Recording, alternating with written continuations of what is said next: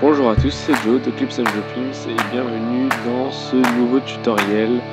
Donc on est le premier jour de la deuxième semaine qui sera consacré au manga. Donc à tout ce qui est comment dessiner des yeux de manga, comme justement la vidéo qu'on va faire aujourd'hui, comment dessiner des cheveux, comment dessiner des têtes, ensuite des corps. On va pas faire exactement la même chose que ce qu'on a fait la semaine dernière avec la BD puisque ça sert à rien, tout ce qui est histoire, etc. Vous pouvez aller voir la première semaine si jamais vous ne l'avez pas encore vu. Donc voilà, donc par exemple tout ce qui est BD, organisation de la BD, ça va avec la première semaine. Donc je ne vais pas reprendre ça dans la deuxième semaine justement. Alors aujourd'hui, on va voir comment dessiner les yeux de manga. C'est vraiment ce qui différencie les mangas des BD, ce sont les yeux. Je trouve que c'est l'une des particularités, on va dire, du manga. C'est le fait qu'ils aient des yeux énormes, complètement disproportionnés par rapport à leur... bien que, évidemment, il y ait des mangas qui respectent un peu plus ces proportions, il y a quand même la majorité des mangas qui ont commencé justement par des yeux énormes comme ça. C'est aussi ce qui différencie les yeux de BD des yeux de manga, c'est l'épaisseur des traits.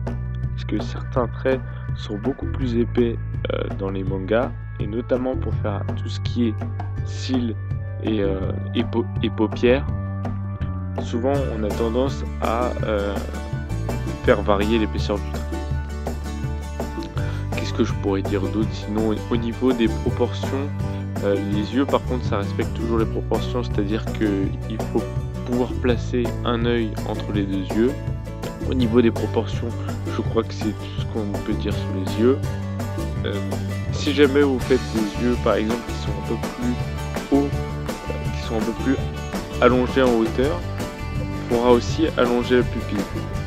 C'est un choix pour que ce soit un peu plus pas réaliste mais un peu plus logique en fait. Si jamais vous décidez de faire des yeux en forme d'ovale allongés vers le haut, à ce moment-là, il faudra que la pupille aussi soit allongée vers le haut. Ce qui différencie aussi les yeux de manga des yeux de BD ou encore des yeux réalistes, c'est la pupille, puisque la pupille a des reflets et des couleurs beaucoup plus recherchées dans les mangas. On peut voir notamment différentes sortes de réflexions, et c'est tout un style, c'est-à-dire que certains feront ça vraiment, ça se verra pas beaucoup, mais ils font ça vraiment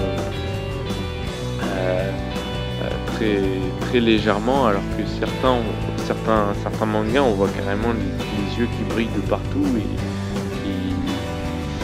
et ça rajoute un style en fait. Donc essayer d'inventer un propre style, c'est assez compliqué.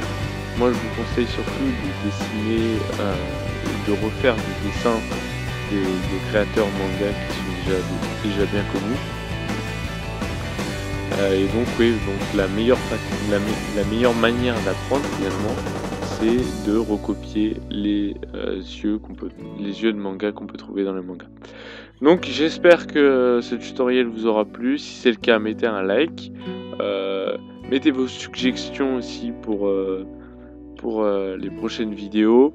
Pas seulement pour le November Challenge, bien sûr, j'ai déjà prévu les vidéos, mais pour ensuite. Je vous rappelle que mon objectif est d'arriver à 100 abonnés d'ici 2017, et je vous dis ciao, bye bye, et à la prochaine.